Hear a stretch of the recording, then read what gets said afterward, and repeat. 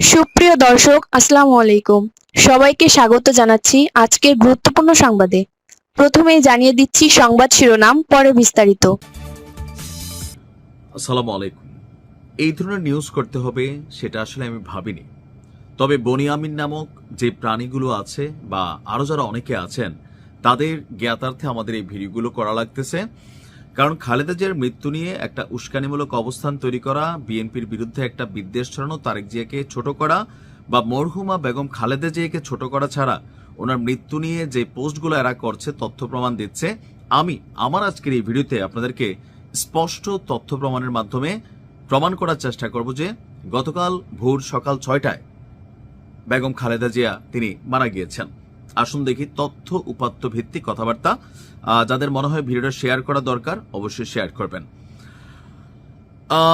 ওনাকে নিয়ে যারা চিকিৎসা করেছেন, বিশেষ করে ওনার শেষ মুহূর্তটাতে যারা চিকিৎসার দায়িত্বে ছিলেন, তাদের মধ্যে একজন হচ্ছেন হৃদরোগ বিশেষজ্ঞ ডাক্তার মারুফ রায়হান খান। তিনি যারা এই ভুয়া বা গুজব তথ্য ছড়াচ্ছেন তাদের জন্য তার এই পোস্টটা তিনি দিয়েছেন। আসুন দেখি তিনি কি লিখেছেন।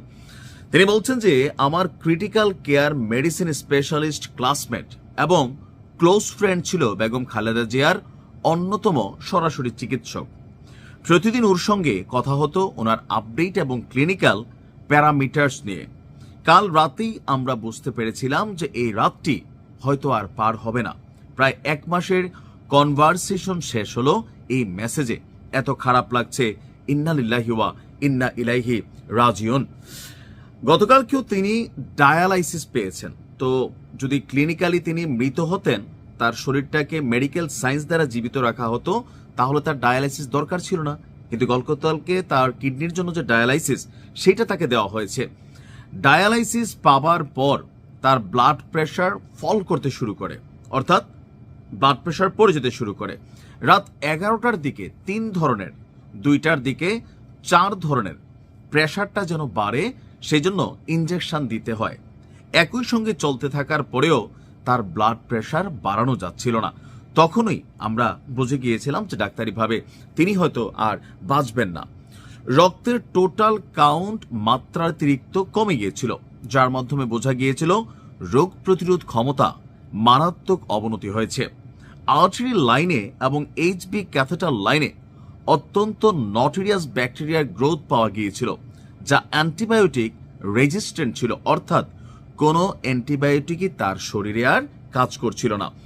পরিস্থিতি অত্যন্ত উদ্বেগজনক হওয়ায় তার পরিবারের সবাইকে রাতে এসেই দেখা করার জন্য বলা হয়। কেউ কেউ এখানে আগ থেকে ছিলেন, আবার কেউ কেউ ছুটে আসেন দ্রুত হাসপাতালে। বাংলাদেশের অধিকাংশ, এমনকি প্রচুর শিক্ষিত মানুষও অতিকথন এবং গুজব পছন্দ করে, আর যার কারণে ওই যে ওনারকে নিয়ে আর মৃত্যু নিয়ে একটা রাজনীতি চলছিল, সেই বিষয়টা সামনে আসছে। তো বলা হচ্ছে যে এই পুরো সময় অনেককে প্রায় জোর করে বোঝাতে হয়েছে যে তিনি বেঁচে আছেন, অর্থাৎ 28শে নভেম্বরের পর থেকে। এবং কিছু সময়ে সাময়িক উন্নতির জন্য তার লাইফ সাপোর্ট খুলে নেওয়ার প্রচেষ্টাও করা হয়েছে। এমন একটি পেশেন্টকে কিভাবে মানুষ মৃত বানিয়ে ফেলতো, এসব মানুষের মেন্টালিটি দেখে আফসোস হয়। আজকে তিনি মারা গিয়েছেন, অর্থাৎ গতকালকে তিনি মারা গিয়েছেন। আর এ নিয়ে তোমরা আসলে কি শুরু করছো? উনি আক্ষেপ এবং ক্ষোভ থেকে এটা দিয়েছেন। আমিও গতকালকে থেকে বলছি যে ওনাকে নিয়ে, ওনার মৃত্যু নিয়ে বনিয়ামিন কন্টেন্ট ক্রিয়েটার আগাগোড়া একটা কি বলা হয় যে মানুষের মস্তিষ্ক ওয়াশকারী একটা ক্যারেক্টার। কারণ বনিয়ামিনের কন্টেন্টের শিকার আমি নিজে হয়েছি ভাই। আমার নিয়ে এসে যে পরিমাণ মিথ্যা লিখছে, আমার জন্ম মানে কি বলে যে মৃত্যুর আগ পর্যন্ত, এই লোকের কোনো কথা তো আমার বিশ্বাস হবে না। কারণ আপনারা কখনো বনিয়ামিনের বাটে পড়েন নাই। মানুষকে নিয়ে কি পরিমাণ হাসি হাসি টাইনা টাইনা, নাইম আলী এরকম বইলা বইলা সে যে আমার জঙ্গি বানানোর চেষ্টা করছিল সে আওয়ামী লীগ সরকারের আমলে, এটা তো আমি ভুলে যাই নাই। সো এই লোকের কথা বিশ্বাস করেন, দুনিয়ার ধুরন্ধর বাটপাড়ি ছাড়া আর কোনো কিছুই না।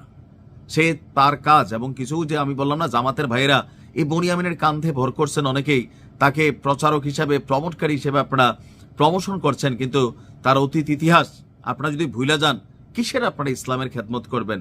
কারণ কালকের মতন মানুষটা আজকে এসে যদি এরকম, ভাই বুঝতে হবে, এগুলা বুঝতে হবে। আল্লাহ বনিয়ামিনকে হেদায়েত করুক, আপনাদের সবাইকে হেদায়েত করুক। ভালো থাকুন।